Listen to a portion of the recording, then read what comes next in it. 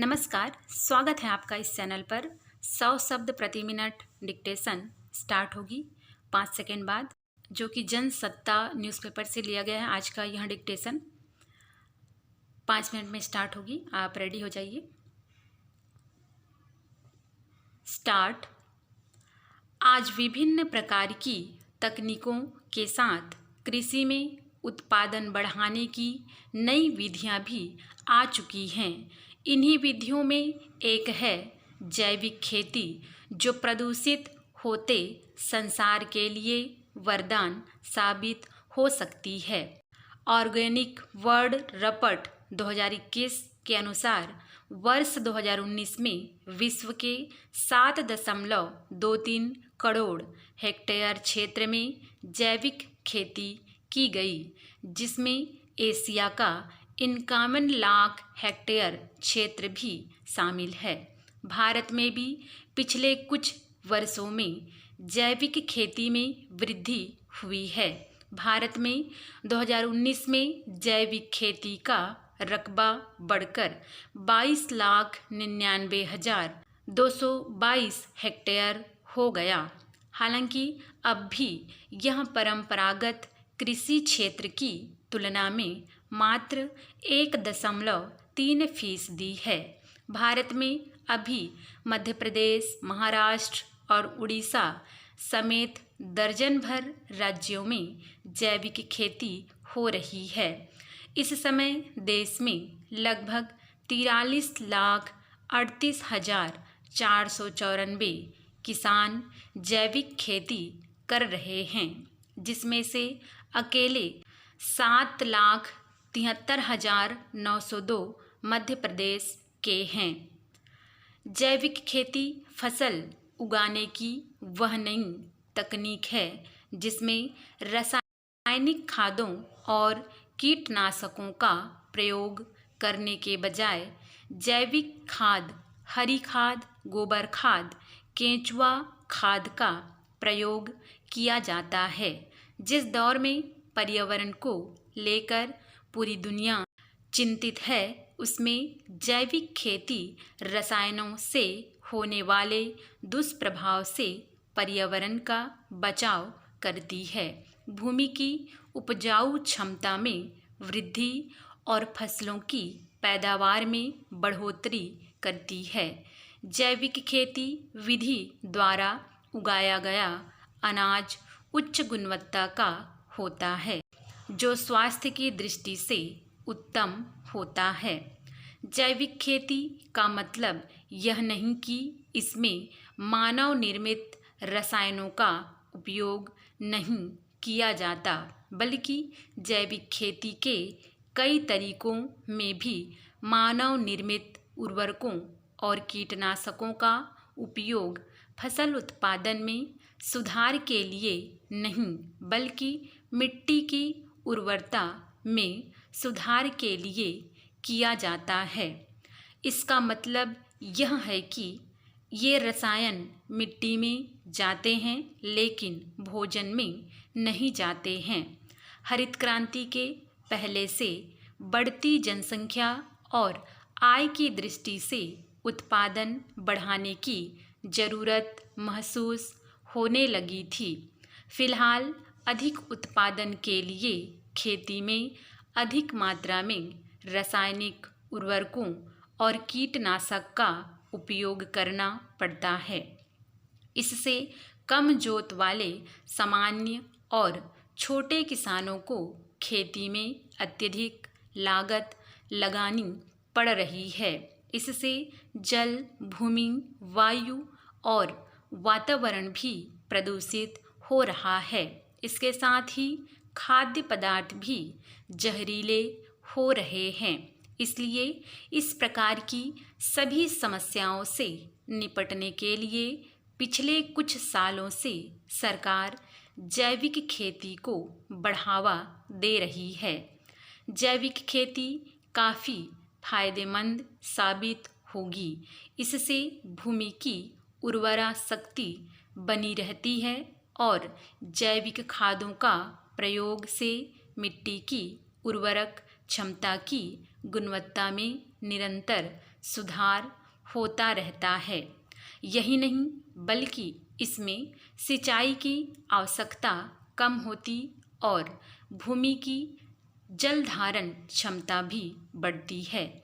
जो पहले रासायनिक खादों के प्रयोगों से वातावरण प्रदूषित हो रहा था, जैविक खादों के प्रयोग से प्रदूषण रहित रहता है। अनेक बीमारियों से इंसान और पशु पक्षियों का बचाव होता है।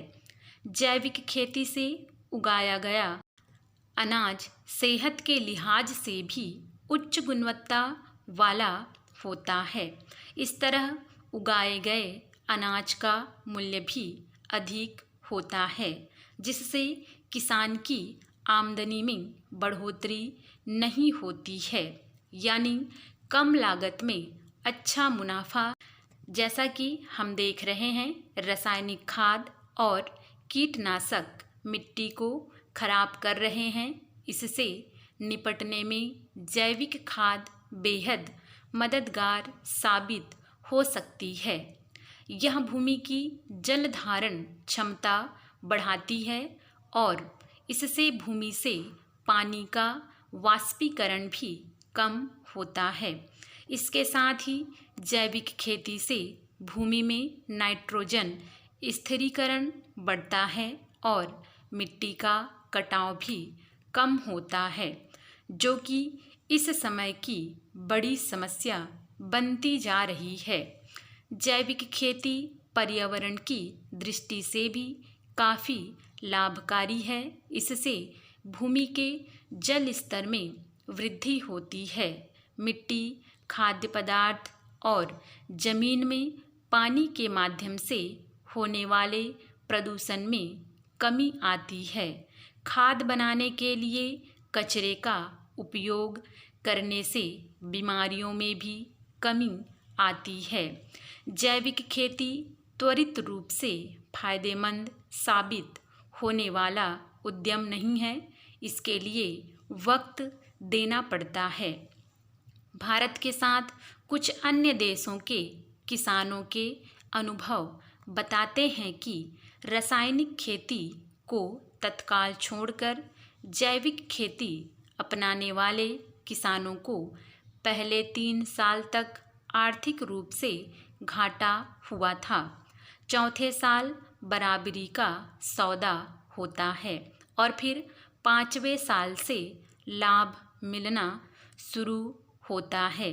ऐसे में बहुत सारे किसान शुरुआत में ही खेती की तकनीक बदल लेते हैं। भारत में 70% छोटी जोत वाले सीमित साधन वाले किसान हैं।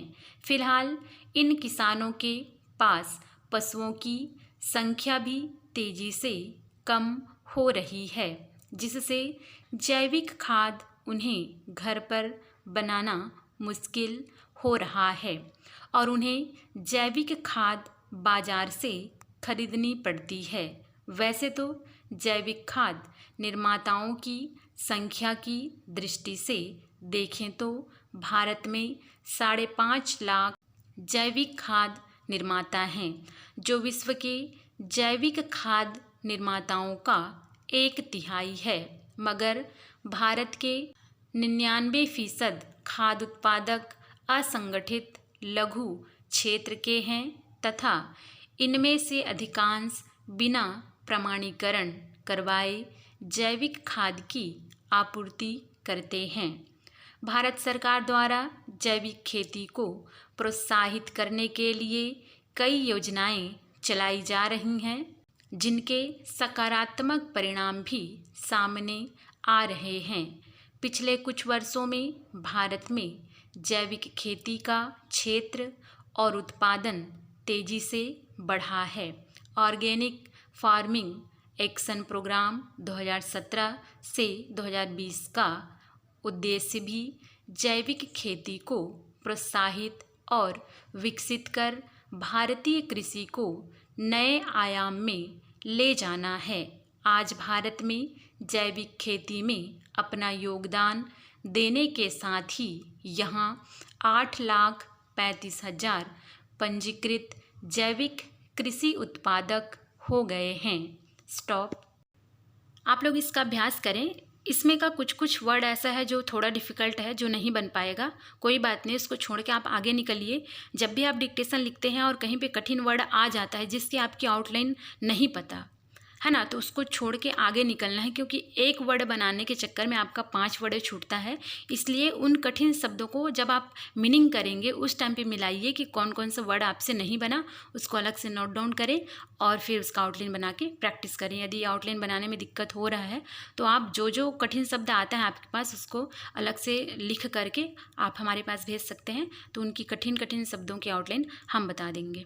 ठीक है, तो आप अभ्यास करते रहिए। Thanks for watching.